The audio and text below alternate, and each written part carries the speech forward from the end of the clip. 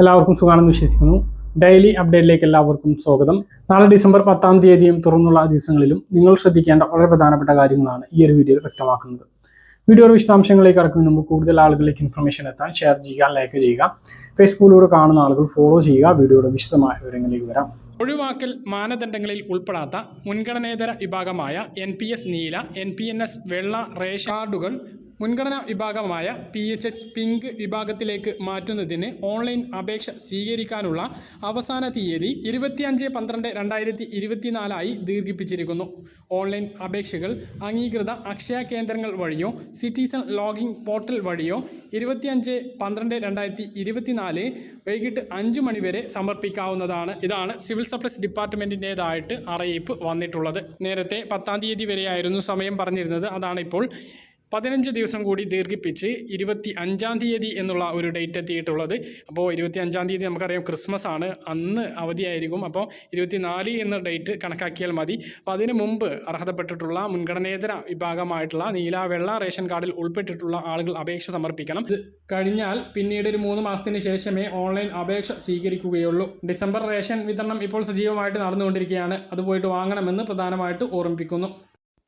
സംസ്ഥാനത്ത് 31 തദ്ദേശ വാർഡുകളിലേക്ക് ഡിസംബർ 10-നാണ് വോട്ടെടുപ്പ് നടക്കുന്നത്.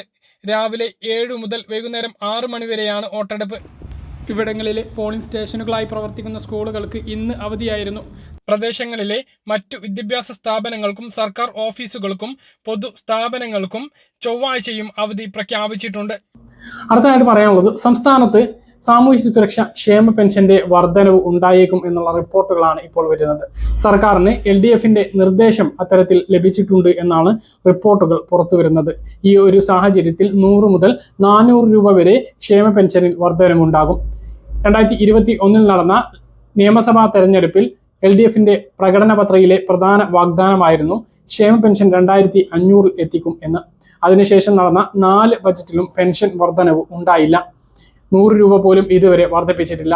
ഈ ഒരു സാഹചര്യത്തിലാണ് ഇനി 2500 എത്തണമെങ്കിൽ 900 രൂപ വർദ്ധിപ്പിക്കണം. ആ ഒരു സാഹചര്യം കൂടി കണക്കിലെടുത്തുകൊണ്ട് അടുത്ത ബജറ്റ് വളരെ നിർണായകമാണ്. അടുത്ത ബജറ്റ് 2025 ജനുവരി അവസാനത്തോടെ ധനമന്ത്രി KN ബാലഗോപാൽ നിയമസഭയിൽ അവതരിപ്പിച്ചേക്കും എന്നാണ് ഇപ്പോൾ ലഭിക്കുന്ന വിവരങ്ങൾ.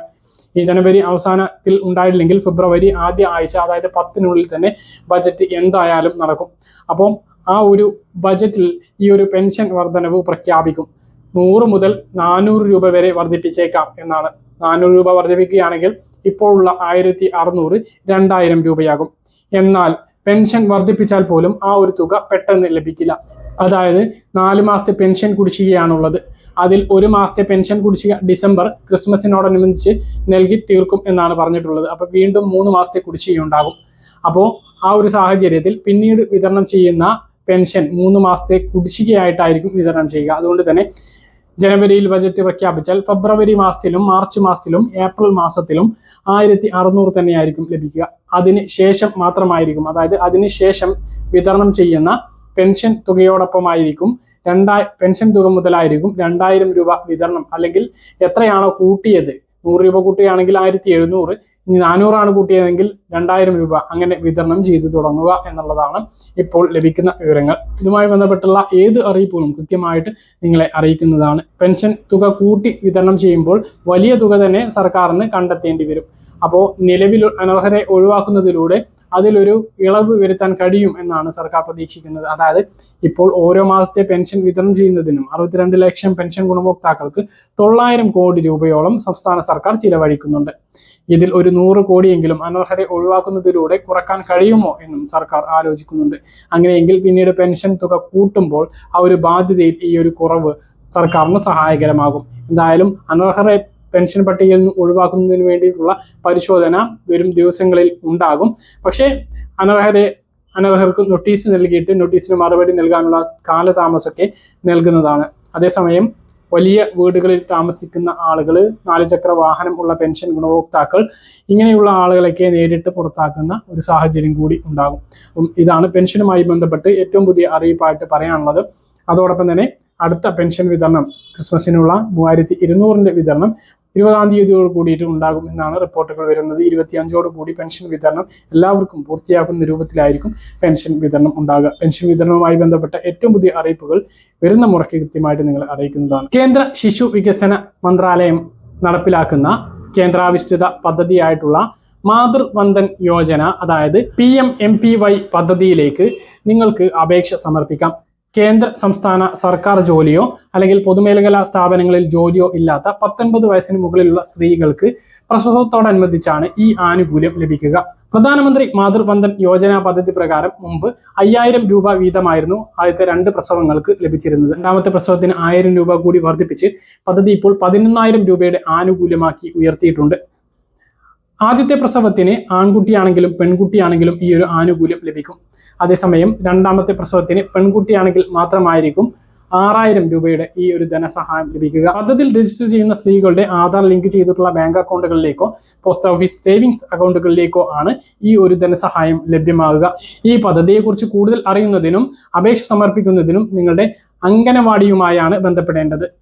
ആധാർ കാർഡും ബാങ്ക് അക്കൗണ്ടിന്റെ പാസ്ബുക്കും റേഷൻ കാർഡിന്റെ പകർപ്പും ഈ ഒരു അപേക്ഷ നൽകുന്ന സമയത്ത് അംഗനവാടിയിൽ സമർപ്പിക്കേണ്ടതാണ്. ഗർഭിണികളുടെയും മുലയൂട്ടുന്ന അമ്മമാരുടെയും ആരോഗ്യം വർദ്ധിപ്പിക്കുക, ഈ സമയത്തുണ്ടാകുന്ന തൊഴിൽ നഷ്ടത്തിൽ സഹായം ആവുക എന്നീ ലക്ഷ്യങ്ങളോട് കൂടിയിട്ടാണ് പ്രധാനമന്ത്രി മാതൃവന്ദൻ യോജന പദ്ധതി നടപ്പിലാക്കുന്നത്. സാമ്പത്തിക സഹായം എന്നതിൽ അപ്പുറം പോഷകക്കുറവ് പരിഹരിക്കുന്നതിനുള്ള ഒരു സഹായം കൂടിയായിട്ടാണ് ഈ പദ്ധതി നടപ്പിലാക്കുന്നത്. 5000 രൂപയാണ് ഗുണഭോക്താവിന്റെ അക്കൗണ്ടുകളിലേക്ക് എത്തുക. 3000 രൂപ പ്രസവത്തിന് മുമ്പായിട്ടുള്ള ഗഡുവും 2000 രൂപ പ്രസവത്തിന് ശേഷവുമാണ് ലഭിക്കുക. ഗർഭിണിയായി അടുത്തുള്ള അംഗനവാടിയിലെത്തി പദ്ധതിയിൽ രജിസ്റ്റർ ചെയ്യുമ്പോൾ തന്നെ ആദ്യ ഗഡുവായിട്ടുള്ള 1000 രൂപ അക്കൗണ്ടിലേക്ക് ക്രെഡിറ്റ് ആകും. രണ്ടാമത് സ്കാനിംഗ് ഉൾപ്പെടെയുള്ള പരിശോധന 6 മാസത്തിന് ശേഷം നടത്തിയതിന് ശേഷമാണ് രണ്ടാമത്തെ ഗഡുവായിട്ടുള്ള 2000 രൂപ ലഭിക്കുക. മൂന്നാമത്തെ ഗഡുവായിട്ടുള്ള 2000 രൂപ പ്രസവ ശേഷം കുട്ടി ജനിച്ച് എല്ലാ കുത്തിവെപ്പുകളും എടുത്തതിന് ശേഷമാണ് ലഭിക്കുക. പട്ടിക വിഭാഗത്തിൽപ്പെട്ടിട്ടുള്ള സ്ത്രീകൾ, എന്തെങ്കിലും തരത്തിലുള്ള അംഗവൈകല്യം ഉള്ള സ്ത്രീകൾ, BPL വിഭാഗത്തിൽപ്പെട്ടിട്ടുള്ള സ്ത്രീകൾ, ആയുഷ്മാൻ ഭാരത് പദ്ധതിയിൽ ഉൾപ്പെട്ടിട്ടുള്ള സ്ത്രീകൾ, ഇശ്രം കാർഡ് കൈവശം ഉള്ള സ്ത്രീകൾ, കിസാൻ സമ്മാൻ നിധിയുടെ ഗുണഭോക്താക്കളായിട്ടുള്ള സ്ത്രീ കർഷകർ, വാർഷിക വരുമാനം 8 ലക്ഷം രൂപയ്ക്ക് താഴെയുള്ള കുടുംബത്തിലെ സ്ത്രീകൾ തുടങ്ങിയവർക്കെല്ലാം ഈ പദ്ധതിയിൽ അപേക്ഷ സമർപ്പിക്കാവുന്നതാണ്. ഈ 2 ആനുകൂല്യവും ലഭിക്കുന്നതിന് നിങ്ങളുടെ തൊട്ടടുത്തുള്ള അംഗനവാടിയിലെത്തി നിശ്ചിത അപേക്ഷാ ഫോമിനൊപ്പം Aadhaar card, bank account, ration കാർഡിന്റെ പകർപ്പ്, ആധാർ കാർഡ് പകർപ്പ്, റേഷൻ കാർഡിന്റെ പകർപ്പ്, ബാങ്ക് അക്കൗണ്ടിന്റെ പകർപ്പ് എന്നിവ നൽകി രജിസ്റ്റർ ചെയ്യണം. www.pmmy.wcd.gov.in എന്ന വെബ്സൈറ്റിലും ഓൺലൈനായി രജിസ്റ്റർ ചെയ്യണം.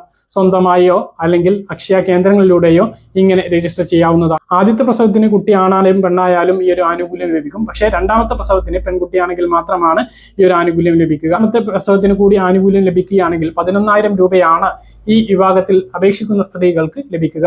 പറഞ്ഞ കാര്യങ്ങൾ കൃത്യമായിട്ട് മനസ്സിലാണെന്ന് കരുതുന്നു. ഇതുപോലുള്ള ഇൻഫർമേഷൻ ലഭിക്കാൻ ചാനൽ സബ്സ്ക്രൈബ് ചെയ്യുക, ബെൽ ഐക്കൺ എനേബിൾ ചെയ്തു. മറ്റൊരു വീഡിയോയിൽ നമുക്ക് വീണ്ടും കാണാം.